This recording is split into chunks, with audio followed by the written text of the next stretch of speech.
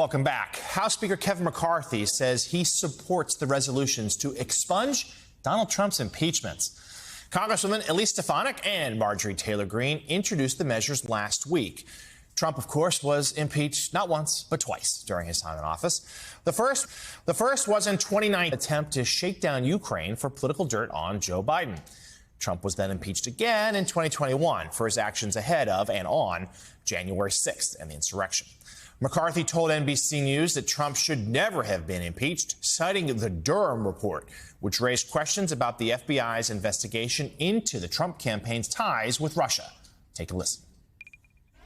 Mr. Speaker, we stand on the proposal by Ms. Greene and Stefanik on expunging from the record, and is that something the House should really be doing? Well, this is great. This is a great question because now we find out with Durham and the others that the impeachment never should have happened. We find when Durham. In what way does Durham indicate the impeachment shouldn't have happened? Exactly what he said. That they said they shouldn't have gone forward with it based upon the information that they had. That they knew the information wasn't true. Johnson wasn't impeached on anything related to Durham. He was impeached on Ukraine, and he was impeached on January 6th. So nothing to do with Durham. Now calm down. They started at the very beginning.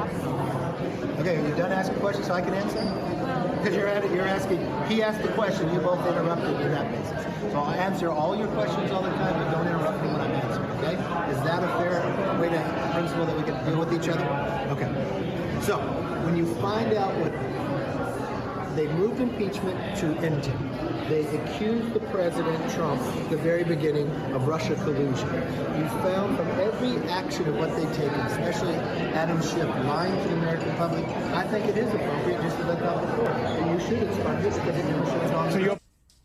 Kevin McCarthy, calm, cool, and collected as always. Joining us now, former aide to the George W. Bush White House and State Departments, Elise Jordan. She's, of course, an MSNBC political analyst. So, Elise, I'm not even sure you can expunge impeachments. We'd have to bring up some lawyers. There you go. So that's that. But to talk about the politics of it, what's the point here?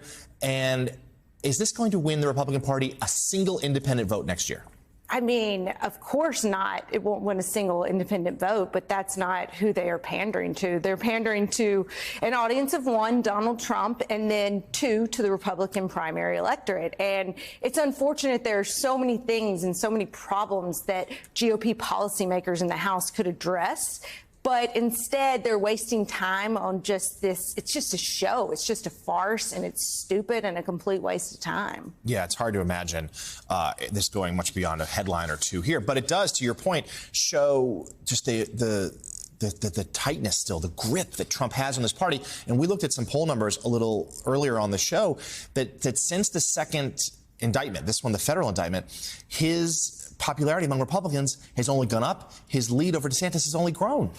As voters have gotten to be a little more familiar, Republican primary voters, with DeSantis, he hasn't really popped. He peaked a little bit too early. And then you have Donald Trump, who the support is there. It never really faded that much to begin with. And the fact that he is perceived as under attack by the deep state, it only serves to further strengthen him, and we have just seen those numbers continue to go up. Yeah, and he gave a big speech at the Faith and Freedom Coalition conference this weekend, and the grievance and the sort of martyrdom was a big part of that, and that's obviously always been a huge part of his political persona. But at the same time, the poll suggests that even though his numbers with Republicans have gone up, that more and more voters overall, including Republican voters, are saying that, well, we do worry, though, that he could have trouble winning a general election. And that's been the issue the whole time. Well, absolutely. And it seems to be something that's not much concern to Donald Trump right now. He'll fight perhaps through another means. You look at how he still never conceded the 2020 election.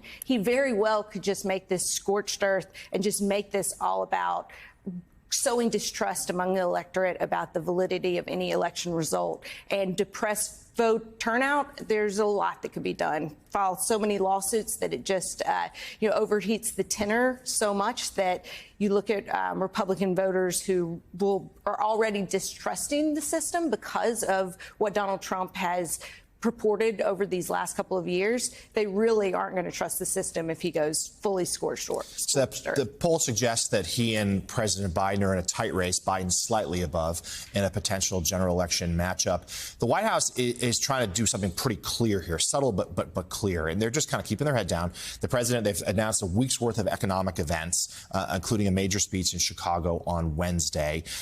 They're also, of course, subtly pointing to the situation in Russia, saying, hey, it's been President Biden's leadership on the world stage that helped create this chaos here. Can you imagine what it would be like if Donald Trump had been in charge? Do you think this is the right approach here for the Trump White House at this moment in the campaign? I actually think that playing up the economy is a good thing for Joe Biden right now. I frankly expected we would be in a deep recession by right now, and I'm surprised that things are humming along the way that they are. And if this holds into the re-election year, it's a very good thing for him and makes it harder for Donald Trump to beat him. You go back to our voters also going to be reminded of just the general chaos of Donald Trump, and that was one of the reasons that you saw some independents shift back to Biden, and we're going to see just full-on chaos from now until 2024. And just like in 2020, that poll suggests voters who kind of dislike both candidates are still breaking for Biden, and that could be the difference. Elise Jordan, stick around for Morning Joe. Thanks for being with us this morning.